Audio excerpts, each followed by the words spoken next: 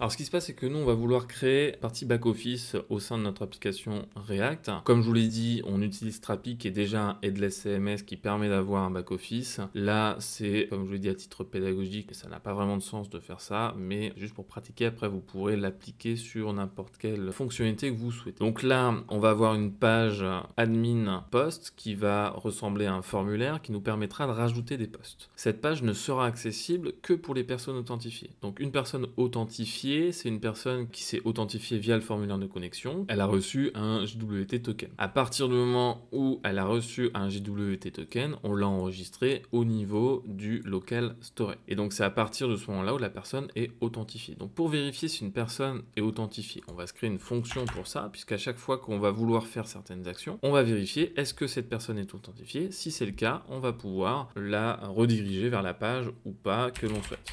Donc ici, par exemple, on va se faire une fonction isAuthenticated. Et donc, cette fonction, qu'est-ce qu'elle va faire?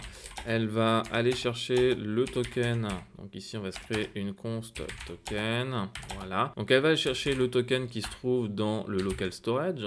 Donc Windows, donc local storage. Et on va faire un .getItem. Et cet item, nous, on l'a appelé auth token. Et donc ensuite, soit on a un token, donc if token, dans ce cas-là, on va vérifier certaines choses. Sinon, s'il n'y a pas de token, on retournera tout simplement false. À l'intérieur de ça, on va vérifier la date d'expiration de notre token. Souvenez-vous, on a une date d'expiration à l'intérieur. Expiration est égal. Et là, ce qui se passe, c'est qu'on va devoir décoder le token qui est situé à l'intérieur. Donc, si je me rends au niveau de ma page, je vais dans mon inspecteur. Normalement, j'ai un token qui est déjà prêt. Voilà. Donc, ce token-là, du coup, il faut que je le traduise, puisque là, moi, je ne sais pas le lire. Si je vais au niveau du site jwt.io, je mets mon token, voilà, et lui, il arrive à me l'interpréter, j'ai tout un tas d'informations. Donc moi, ce qui m'intéresse, c'est le EXP ici, c'est la date d'expiration. Pour avoir ces informations sous forme d'objet, et moi, ce qui m'intéresse, c'est le payload avec la partie expiration. Donc ici, je vais devoir installer un nouveau module. Donc je vais me rendre au niveau de mon front, blog, et ici, on va installer npm install JWT decode. Ce qui fait qu'au niveau de mon token à cet endroit-là, au niveau de ma fonction ici, je vais pouvoir utiliser la méthode, enfin la fonction JWT décode et il va me décoder mon token. Alors, il faut mettre un T, voilà.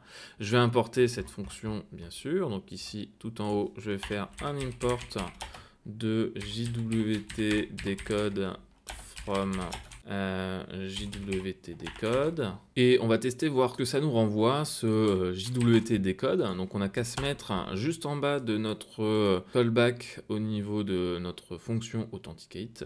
Donc ici on va se faire un console.log de notre JWT decode token, une fois qu'on l'a bien inséré. Donc ici, c'est pas token, mais c'est data.jwt. On va ensuite se rendre sur notre application au niveau du front.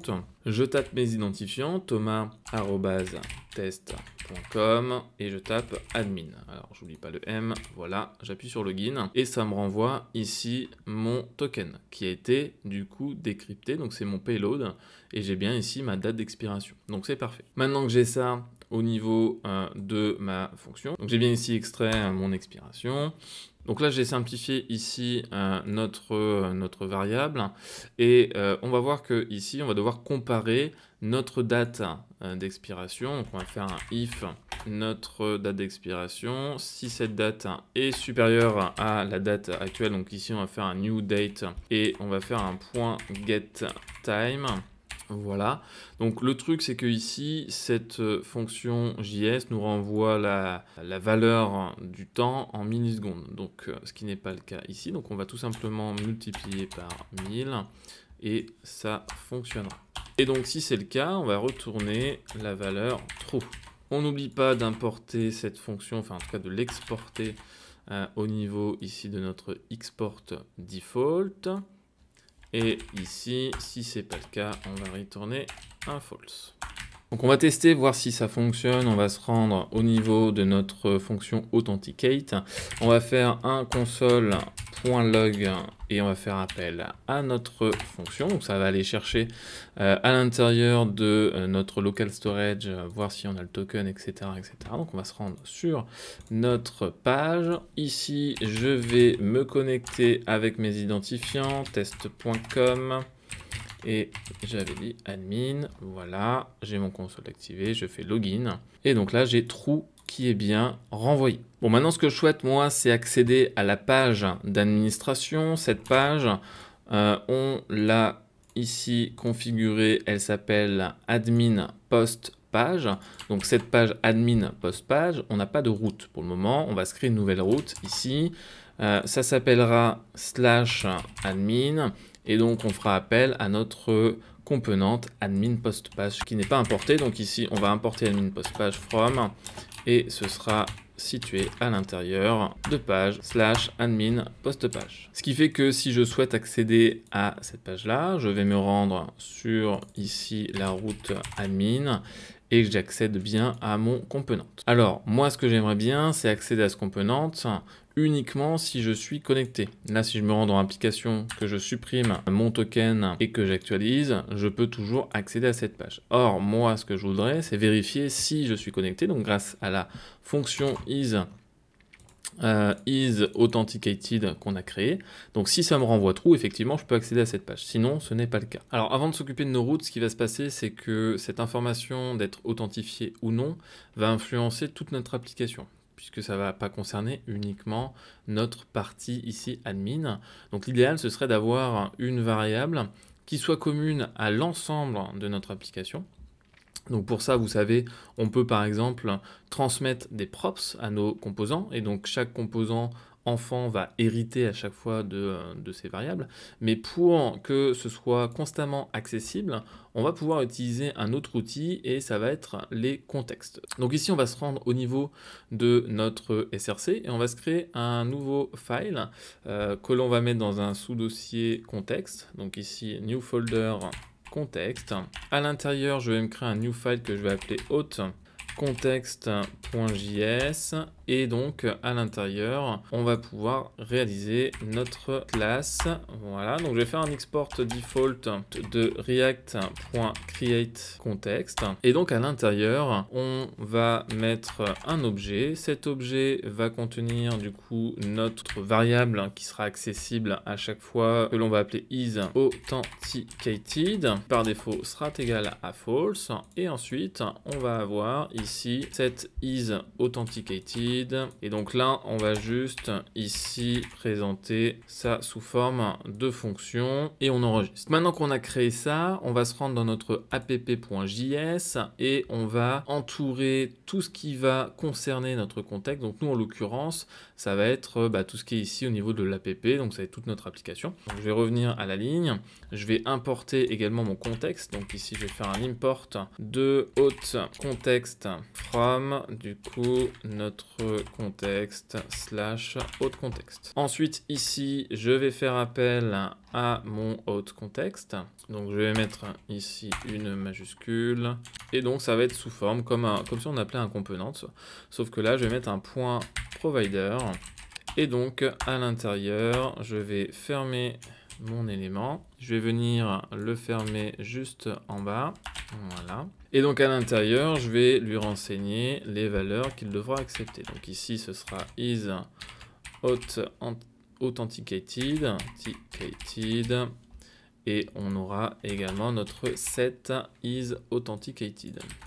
Donc ces deux valeurs-là, du coup, on va devoir créer des states. Je vais me rendre plus haut ici et je vais faire un use.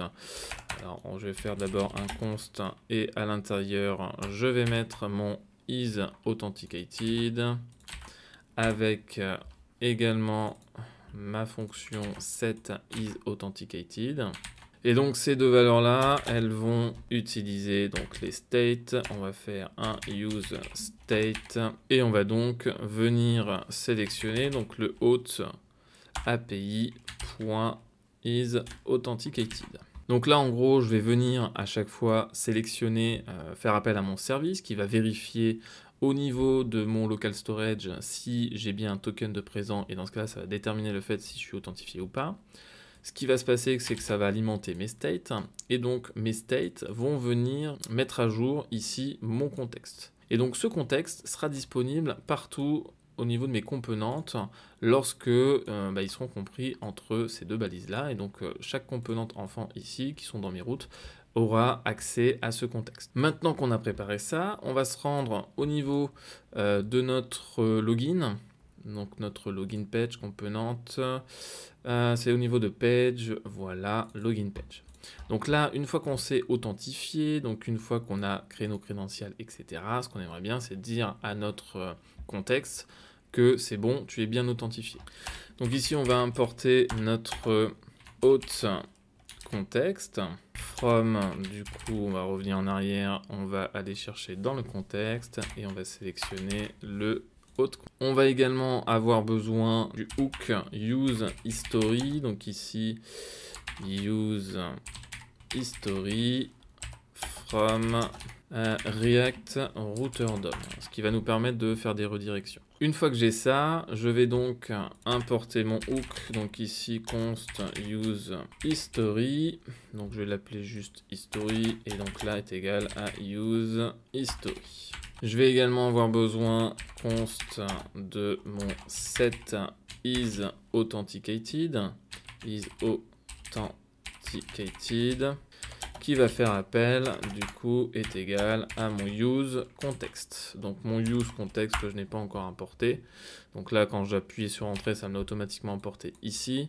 Bon, plutôt que de me faire encore l'appel d'un hook supplémentaire, je vais tout simplement me le mettre là et je vais supprimer celui-là. Donc à l'intérieur de ce use context, je vais devoir renseigner le contexte que je souhaite utiliser. Donc moi c'est le hôte contexte. Donc une fois que je me suis connecté avec succès, je vais pouvoir faire appel à ma fonction set is authenticated. Et donc ici, je vais mettre à true. Une fois que c'est à true, je vais rediriger. Donc pour ça, je vais faire appel à mon hook history.replace et on va rediriger vers page admin. Maintenant qu'on a ça, je vais me créer ici un nouveau component. Ce component, je vais l'appeler private en route.jsx. Voilà, donc on va importer React. Et ici, on va donc se créer notre component private en route. Voilà. À l'intérieur de ça, on va donc avoir besoin de notre use contexte. On va avoir également besoin de notre, je vais venir ici, de notre hôte contexte. On va le mettre juste en bas. On va également avoir besoin de notre use history, donc je vais l'importer également. Et en plus de ça, à l'intérieur de notre React Router DOM, on va avoir besoin du component redirect et route.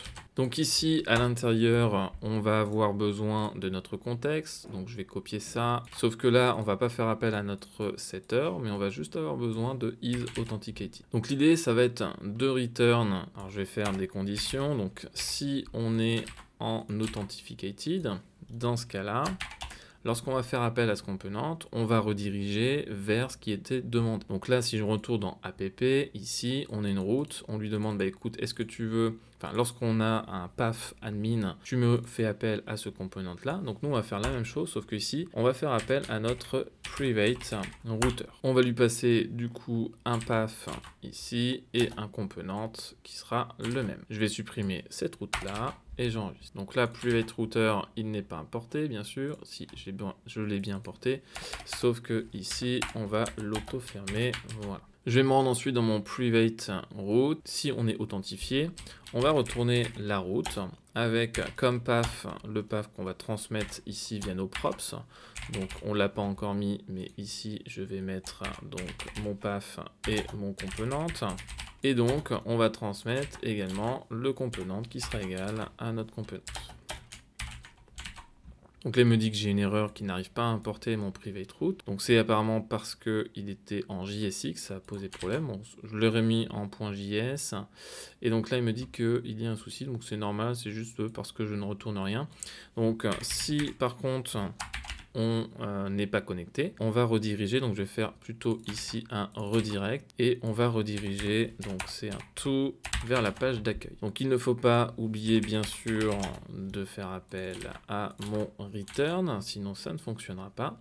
On va donc tester, je vais me rendre au niveau de mon application, je vais me rendre sur admin, donc là je vois que ça me redirige bien vers la page d'accueil si je ne suis pas connecté. Je vais donc vouloir me connecter, je vais sur login, il me redirige vers la page d'accueil. Donc ici, on va mettre une autre condition. On va faire un else if. On va faire un else if. Et donc ici, on en a un en trop. Voilà. Et dans ce else if, on va vérifier est-ce que on n'est pas authentifié. Je vais mettre l'inverse. Et est-ce que l'URL est égale? Alors là, il me manque une fermeture. Et est-ce que l'URL est égal à login. Donc ici, pour accéder à l'URL, on va utiliser notre use history ici. Donc je vais faire un const et à l'intérieur j'ai un attribut location est égal à use history. À l'intérieur de location, j'ai accès ici au path name. Donc si le path name est égal à /login et que je ne suis pas authentifié, dans ce cas-là, je vais faire une redirection vers la page login. On va tester, je vais actualiser, je vais vouloir me rendre vers login. Et donc là, ça fonctionne bien. Je vais me connecter avec mon adresse email test.com et ici, je vais marquer mon mot de passe. J'appuie sur login. Donc là, il était censé me rediriger, il me semble, mais c'est pas grave. On va regarder ce qui se passe si je vais sur admin. Et ça me redirige vers login. Alors ici, ça ne fonctionne pas parce que j'ai oublié mes accolades. Il faut mettre double accolade. Et donc maintenant, lorsque je me rends sur mon site, je vais sur /admin et j'ai bien accès à l'administration. Alors maintenant, si par exemple, on supprime ce qu'il y a dans le local storage, je vais sur admin et donc là, je vois que je suis bien redirigé. Si je vais sur login maintenant, que je me connecte, je fais thomas@test.com admin, j'appuie sur entrée, je suis bien redirigé vers l'administration et donc c'est bon, j'ai bien accès à l'admin uniquement en étant connecté. On se retrouve donc dans la prochaine vidéo pour continuer notre back-office. En attendant, je vous propose de mettre en pratique les compétences qu'on a vues ensemble en réalisant un formulaire permettant d'ajouter des posts ou encore de les supprimer ou même de pouvoir les éditer. On se retrouve donc dans la prochaine vidéo. Ciao tout le monde.